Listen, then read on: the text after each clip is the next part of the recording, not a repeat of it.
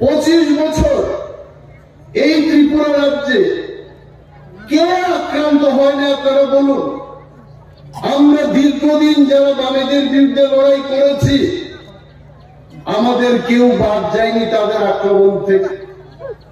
আর সেই CPM party আজকে 25 বছর শাসন করে ক্ষমতা থেকে যখন চলে গেল, তখন বলছে আমরা ত্রিপুরাদের অকৃত্রিম বন্ধু।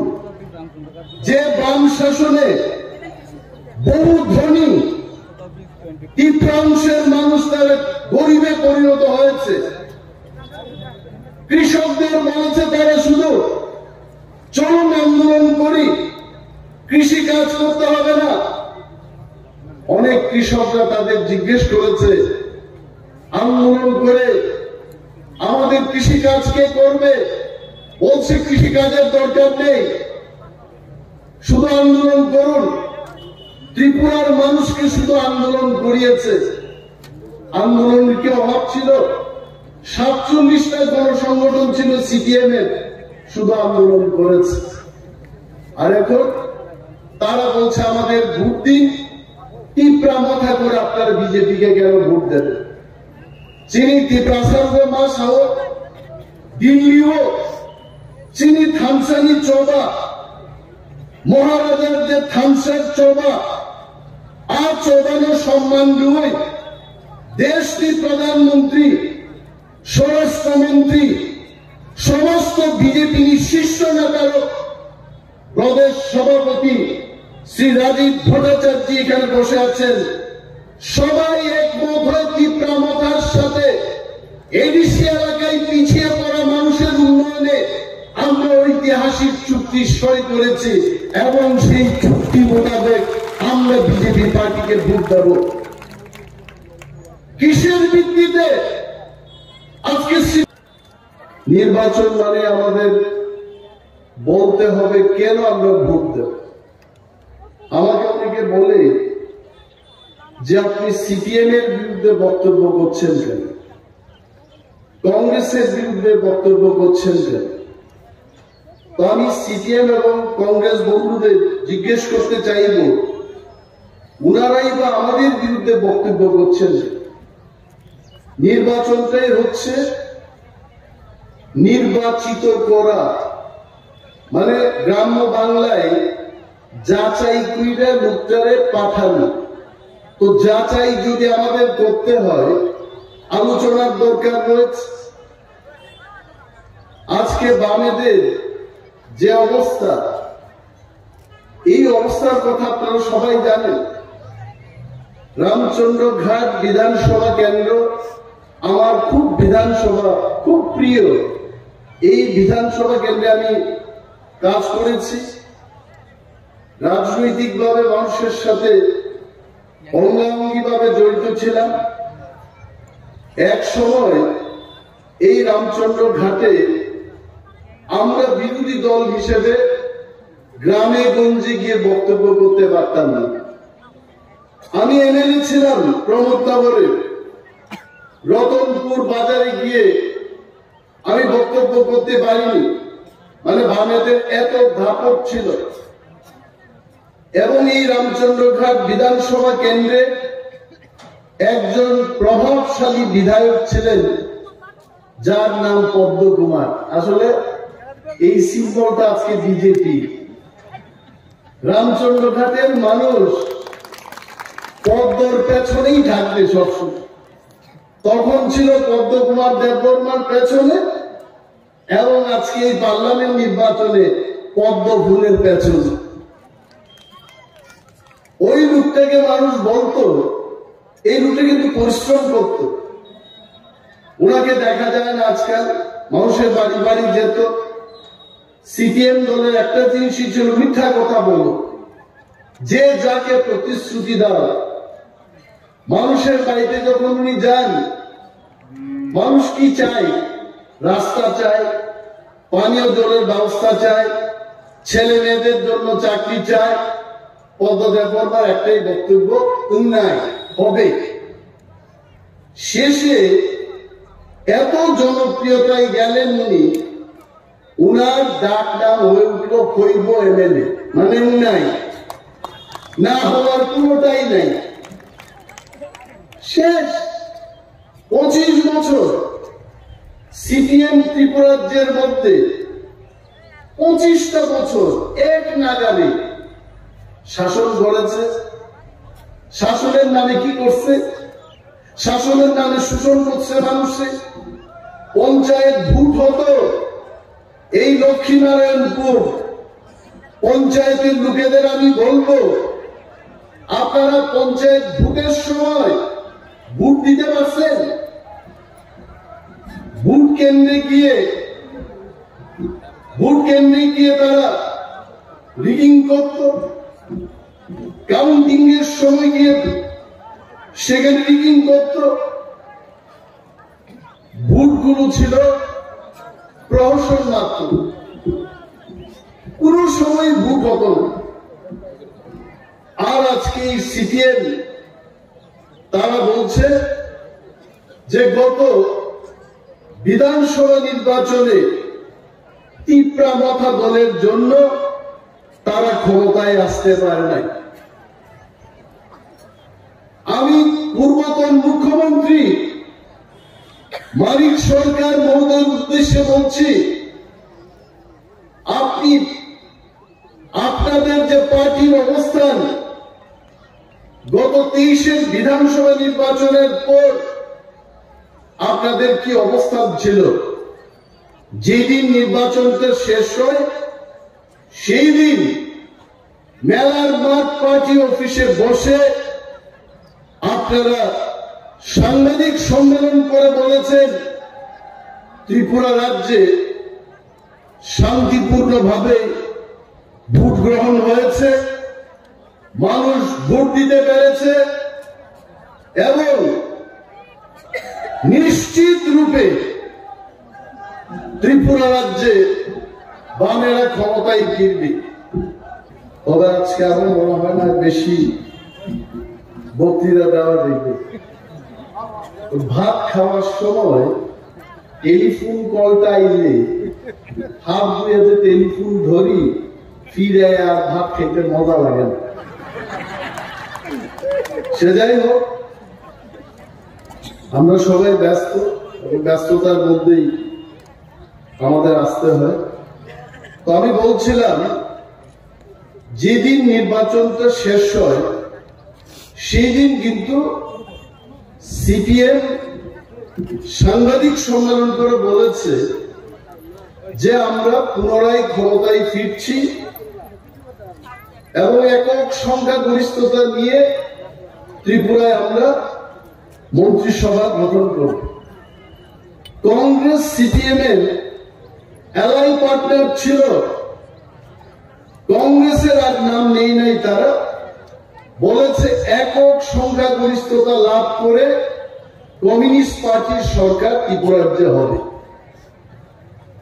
এবং রাজ্যের অনেক জায়গায় কর্মচারী সমন্বয় কমিটি সিপিএম এর যে কর্মচারী সংগঠন তারা চাঁদা তুলতে শুরু করেছে। বলছে যে নির্বাচনের রেজাল্ট যেই দিন বেরোবে সেই দিন আমাদের বিজয় মিছিল করতে হবে, আমরা চাঁদা তুলছি।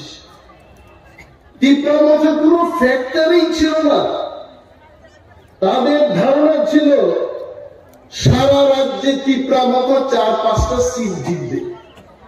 কিন্তু যখন নির্বাচনের ফলাফলের দিনে বাক্সটা যখন খুলল, এই আন্তর্জাতিক দল রাজ্যের ত্রিপুরা মাথা দলের চেয়েও ছোট হয়ে গেল। বিরোধী দলনেতা হওয়ার মতো যোগ্যতাও তাদের ছিল না, এত অহংকার। আর যে নির্বাচন রেজাল্ট বেরিয়ে গেল সিপিএম এর, তারা বলছে ত্রিপুরা মাথার কারণে আমরা সরকার গঠন করতে পারিনি। আপনারা বলেন ত্রিপুরা মাথা দলটা কি সিপিএম কে বাঁচাইতে আমরা গঠন করলাম? ত্রিপুরা মাথা দলের কি কোন উদ্দেশ্য নাই?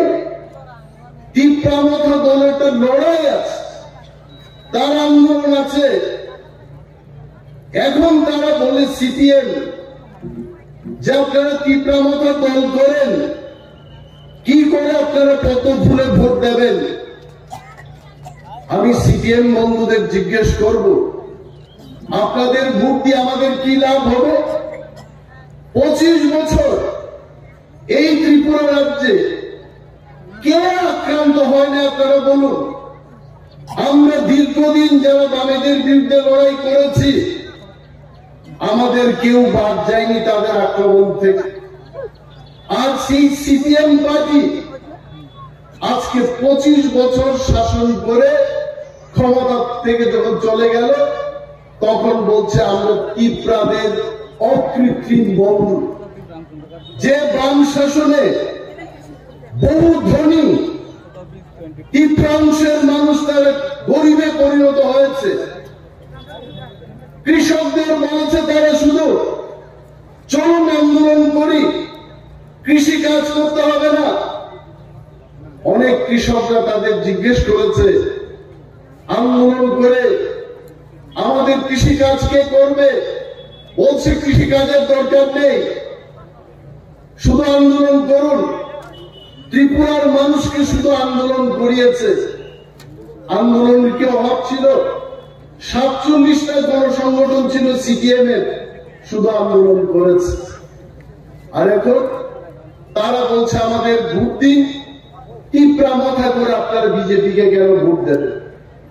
চিনি তীব্রাসার মাস হোক, দিল্লি হোক, চিনি থামসানি চৌবা, মহারাজার যে থামসার চৌবা আর চৌবানো সম্মান দুই দেশটি প্রধানমন্ত্রী, স্বরাষ্ট্রমন্ত্রী, সমস্ত বিজেপি শীর্ষ নেতার প্রদেশ সভাপতি শ্রী রাজীব ভট্টাচার্য এখানে বসে আছেন।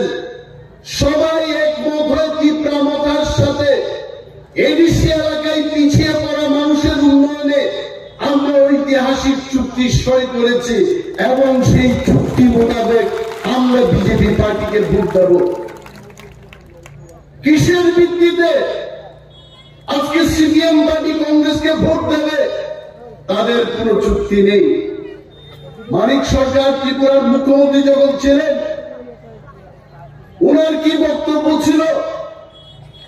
এই লক্ষ্মীনারায়ণপুর পঞ্চায়েতের বহু মানুষকে, বহু কমরেডরা আপনারা গাড়িতে চেপে ওই আস্তাবলের ময়দানে যেতেন মানিক বাবুর পচা বক্তব্য শোনার জন্য।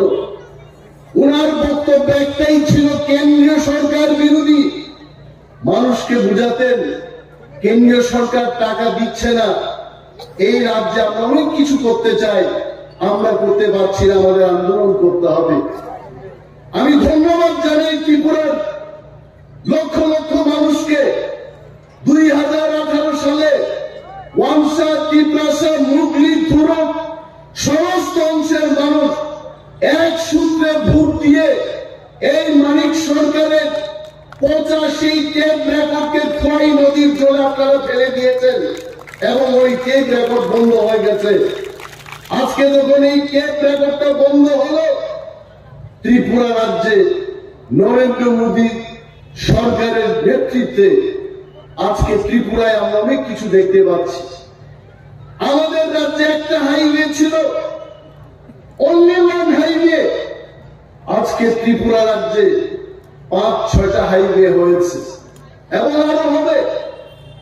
গ্রামগঞ্জের মানুষ, কৃষক থেকে শুরু করে অঙ্গনওয়াড়ি ওয়ার্কার, হেল্পার, সমস্ত অংশের মানুষ, শিক্ষক, কর্মচারী, বিজেপি সরকার গঠন হওয়ার পর আপনারা সবাই লাভবান হয়েছে। আমার পরিচিত একজন প্রধান শিক্ষক আমাকে বলছিলেন যে আগে বামেরা যখন কর্মচারীদের বেতন বাড়ানোর জন্য পে রিভিউ কমিটি করছিল, তখন মাত্র 5-6 হাজার টাকা বৃদ্ধি পাইছে এবং 2018 সালে ভারতীয় জনতা পার্টি নেতৃত্বাধীন আইপিএফটি এবং বিজেপির যখন সরকার হলো, পে কমিশন গঠন করে যখন বেতনটা দিল, প্রত্যেক কর্মচারী, ওই প্রধান শিক্ষক মহোদয় বলছিলেন 12-14 হাজার টাকা করে তাদের বৃদ্ধি হয়েছে।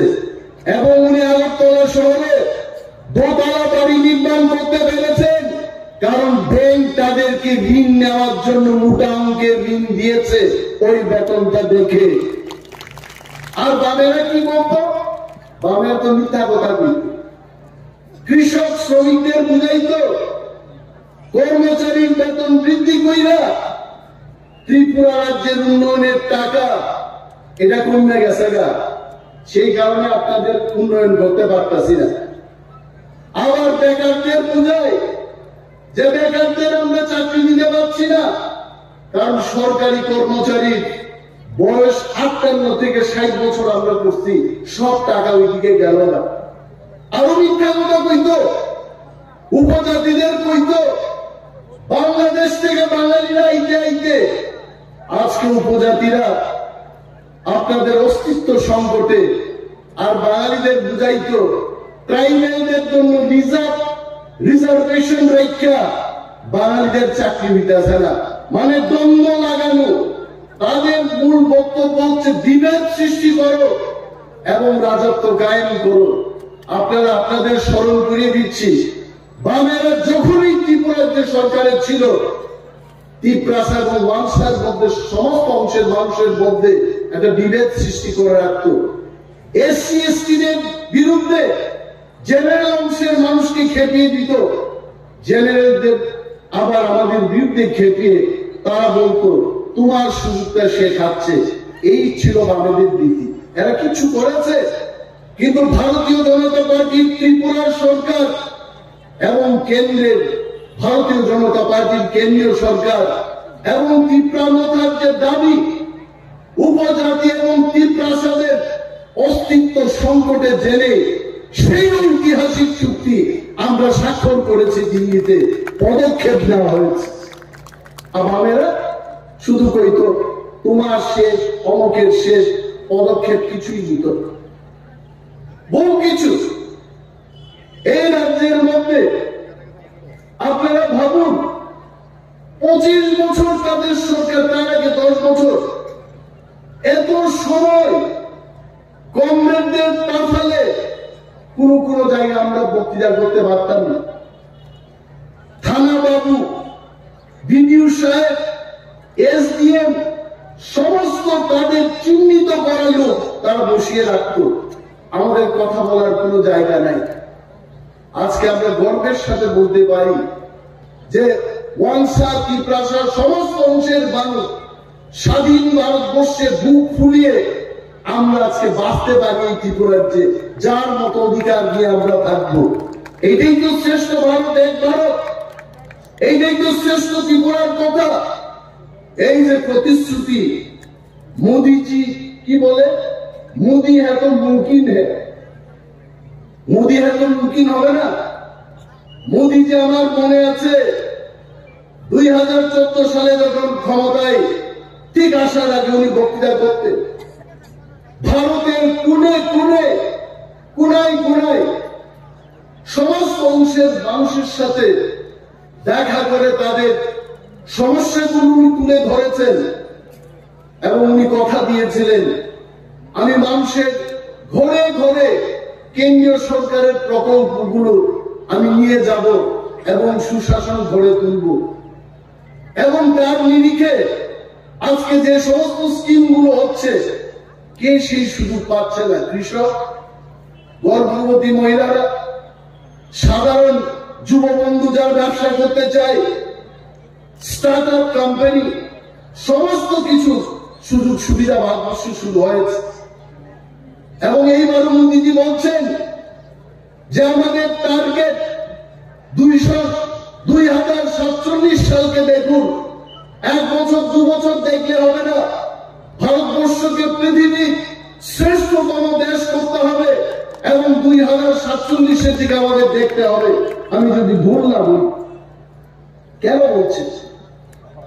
মোদীজি বলছেন আপকি বার 400 পার, এটা সাধারণ মানের কথা না, এইবার 400 পেরিয়ে যাবে, বামেদের কোথাও স্থান থাকবে না। আমারে এটা আমি সবসময় করি, এরা যে চিল্লায় বক্তৃতা করতেছে, কয়েকদিন আগে আমি শুনলাম চিল্লাইতে চিল্লাইতে ফাইনাল বাইরেই গেছে, চিল্লাইতে চিল্লাইতে কইতাছে আমরা ইন্ডিয়া মহাজোট, আমরা 350 সিট নিয়ে আবার ক্ষমতায় বলব। আমি কই ভারতবর্ষটা কি চীন তিন রাশিয়া টাশিয়া নিয়ে ঘুরতে এতগুলো সিট আইব কই? বিজেপির সরকার রাজস্থানে, মধ্যপ্রদেশে, ছত্তিশগড়ে, মহারাষ্ট্রে বিজেপি আলাই সরকার, বিহারে বিজেপির আলাই সরকার, সারা ভারতবর্ষে পদ্মফুলি পদ্মফুল। অবশ্য আনারসের কথা আমার কইব, এরা আনারস বুঝলে গেছে গা, বলছি না আমরা বিজেপির ফ্যাটে ঢুকে গেছো গা। আমরা কিছু আমরা এখানে বিজেপির রাজ্য সভাপতি রাজীব ভট্টাচার্য মহোদয় আছেন, পেট কাইতে দেখলে দেখবো কেউ কি প্রমাণটা তুলছে তার পেটে। আমার পেটেও কোনো বিজেপি ঢুকে নাই, এলাকারই বক্তব্য করতেছে বিজেপির পেটে ঢুকে এসে তীব্রামথা। আমরা তীব্রামথায় আছি এবং তীব্রামথায় থাকবো, কিন্তু বিজেপির বন্ধু হয়ে আমরা থাকবো, আমরা একসঙ্গে লড়াই করবো। আর এরা কি করে 350 সিট আইব? আমি কই থেকে আইব? আমার এক জামাই বাবু, উনি এখন সিপিএম এর রাজ্য স্তরের নেতা, জিগাইলাম জামাই বাবু ত্রিপুরার 2টা সিটের মধ্যে কোন সিটটা আপনারা জিতবেন? ওই যে এখানে আমরা জিততাম না, এখানে জিতত না। পশ্চিমবঙ্গে 42টা সিট, তার মধ্যে আপনারা কয়টা সিটে জিতবেন? 3-4টা সিটে তো আমরা জিতব, ঠিক আছে। আর সিপিএম কই আছে? দূরবীন দিয়ে তো দেখতেইব কেরালা রাজ্যে সিপিএম আছে, কয়টা সিট পাইবেন? 5-6টা পাবেন। তো এই 4 আর 6 10টা সিট নিয়ে 350 সিট নিয়ে এই ভারতবর্ষের মধ্যে মিথ্যা কথা। এইবার ত্রিপুরা রাজ্যের 2টা সিটে নর্থ ইস্টের মধ্যে লক্ষ লক্ষ ভোটের ব্যবধানে আমরা আমাদের বিরোধী দলকে পরাস্ত করে মোদীজিকে আমরা উপহার দেব তরতাজা 2টা এমপি। এবং শ্রেষ্ঠ ভারত, এক ভারত গঠনে আমরা ত্রিপুরার মানুষ, আইপিএফটি, তীব্রামথা, বিজেপি, আমরা নরেন্দ্র মোদীজিকে এবার উপহার দেব। আজকে কংগ্রেস এবং সিপিএম আসলে এটি কি জানেননি? এইখানে মনোজের দোকানের দিকে আমি দেখলাম না, বাগান বাজারে দেখলাম গাড়ির একটা গ্যারেজ আছে। পুরনো গ্যারেজে গাড়ি নিয়ে গেলেও কিন্তু এটার মধ্যে আর মেরামত হয় না, কারণ পার্টস নাই। ওই যে ডিমনিটাইজেশন হয়েছিল, 1000 টাকা 500 টাকার লুট, সব এটা অচল ঘোষণা। সিপিএম পার্টি আর কংগ্রেস পার্টিও অচল লুটের মতো। এটা দেখতে খুব ভালো লাগে অনেক সময়, কিন্তু এটা বাজারে চলে না। এই অচল লুট নিয়ে ঘুরতেছে এদের সাম্যবাদ। আপনারা জানেন কমিউনিস্ট পার্টির উদ্দেশ্য ছিল সাম্যবাদ। 176 বছর আগে কার্ল মার্কস আর ফ্রেডরিক এঙ্গেলস সৃষ্টি করছিল কমিউনিস্ট পার্টি। ভারতবর্ষে 99 বছর চলে তাদের আন্দোলন, সাম্যবাদ আনবো। আর আমাদের ত্রিপুরায় 79 বছর আইসে সাম্যবাদ, কখনোই আইত না। আর এরা এখন বলে আমরা সরকারে ফিরব, সারা ভারতবর্ষের 545টা সিটের মধ্যে 10টা সিট নিয়ে। এটা হয় গণতন্ত্রে? এটা সম্ভব? সুতরাং এদের এই ফাঁদে পা দেবেন না। আর একটা কথা আমি বলি, আমাদের প্রান্তিক কৃতি দেবী দেববর্মা, আমাদের ত্রিপুরার রাজকন্যা, উনি বিয়ে করছেন ছত্তিশগড়ে, ওনার একটা বহিরাগত। আমি মাঝে মাঝে রাহুল গান্ধী কংগ্রেস দলের যিনি নেতা, উনি দিল্লিতে থাকেন, কেরালায় নির্বাচন লড়তে যান। সোনিয়া গান্ধীজি দিল্লিতে থাকেন, উত্তরপ্রদেশে নির্বাচন লড়াই করেন। এরা কি বহিরাগত না? আসলে কেউই বহিরাগত না। তবে আমাদের প্রার্থী সম্পর্কে আপনাদের একটা জিনিস বলি, যেখান থেকে বিয়ে করে ছত্তিশগড়ের মহারাজার ঘরে গেলেন এবং ওই মহারাজাকে বুঝিয়ে ছত্তিশগড় থেকে বাপের বাড়িতে আবার আয় আমার ত্রিপুরার মানুষের জন্য আমি কাম করব, এই মহিলা কিন্তু শক্তপুক্ত মহিলা। মহিলারা একবার যখন যায় আর ফিরে না। এই মহিলা কিন্তু ফিরাইছে আমার বাপের বাড়িতে, আমার ত্রিপুরার মানুষের জন্য আমি কাজ করব। এই শক্ত মহিলাকে আমরা কেন ভোট দেব না? আমরা কি এই এদের বামেদের এইদিকে দাঁড়াইতে একজন ভদ্রলোক, আর পূর্ব ত্রিপুরায় দাঁড়াইছেন আর এক ভদ্রলোক, সমানে সমানে ভাগ কিনে নিচ্ছে। কয় তুমি একটা লাড্ডু খাও, আমি একটা লাড্ডু খাবো, কিন্তু লাড্ডুই খাইব ভাই, ভোট এখানে হবে না। কারণ মানুষ মোদিজির শ্রেষ্ঠ ভারত, এক ভারত এবং ত্রিপুরার উন্নয়নের জন্য মানুষ ভোট দেবে। পদ্ম ফুল চিহ্নে যেন আপনারা ভোট দেন। বিশেষভাবে যিনি ত্রিপ্রাসারক, যারা ত্রিপুরা মাথা খাই নাই, অর মিটিংও ভাই অনেক বড়, তো ত্রিপুরা মাথা খাই সাংঘাতিক ভাবে খাই, বুটি দিন খাই বড় আনারস শহরে নতুন আই আই, তারপরে আনারস চিনিয়া। এইবার ত্রিপুরা মাথা বিজেপি এবং আইপিএফটি প্রার্থীর সিম্বলটা হচ্ছে পদ্মগুবা। আমার বিভিন্ন স্লোগান মারে নাই, বুট নাই, বড় পদ্মগুবার কোন প্রক্রিয়া মা বোনেরা কইতাছে নরেন্দ্র মোদীজির নেতৃত্বে আবার বিজেপির সরকার আইতাছে। আবার স্লোগান মারবে গ্রামে গ্রামে, খালি 2 ফিট বাই 2 ফিট। আমি তো আমার কেন্দ্রে 2 ফিট বাই 2 ফিট 5000 ছাপিয়ে ডেইলি মিলিটারির মতো একটা ছেলে গত 15-20 দিনে হাঁটতে হাঁটতে নিমায়ের মতো হয়ে গেছে। রুদ্রের মধ্যে একটা কড়া নির্দেশ, সিম্বল শিখাই দিব। কারণ আনারস সিম্বল এডিসিতে ভোট দিলাম, বিধানসভার সময় দিলাম, এখন তো আবার আনারস খুঁজবো। এইবার আনারস না, এইবার কৃতি দেবী দেববর্মার সিম্বল, আমাদের সবার সিম্বল হবে পদ্মগুবা। অপদ্মগুবার আমার নিচে। এবং আমার বিশ্বাস আপনারা কাজ করবেন, বাড়িতে যাবেন, প্রচার করবেন। আমার পরেও প্রদেশ সভাপতি এখানে আছেন, উনিও বক্তব্য করবেন। দীর্ঘায়িত করছি না, সবার কাছে আবারও বিনম্রভাবে অনুরোধ জানিয়ে আমাদের পশ্চিম ত্রিপুরা এবং পূর্ব ত্রিপুরার উভয় প্রার্থীকে বিপুল ভোটে, রেকর্ড ভোটে আমরা যেন জয়লাভ করাই এবং করাইতে পারি, সেই কাজ আপনারা করবেন এই আশা রেখে আমি আমার বক্তব্য শেষ করছি। জয় হিন্দ, বোরাগ্রা আইলক্ষ। অনেক অনেক ধন্যবাদ ত্রিপুরা সরকারের মাননীয় মন্ত্রী শ্রী অনিমেষ দেববর্মা মহোদয়। এখনই আমাদের ভারতীয় জনতা পার্টির রাজ্য সভাপতি শ্রী রাজীব ভট্টাচার্যকে স্বাগত জানিয়ে আদিবাসীদের ঐতিহ্যবাহী নৃত্য করম ঝুমুর নৃত্য পরিবেশন করবেন এবং সবাইকে অনুরোধ রাখবো এরপরে এখনই আলোচনা রাখার জন্য অনুরোধ রাখছি ভারতীয় জনতা পার্টির প্রদেশ কমিটির সম্মানিত সভাপতি, আমাদের সকলের অভিভাবক শ্রী রাজীব ভট্টাচার্য মহোদয়কে।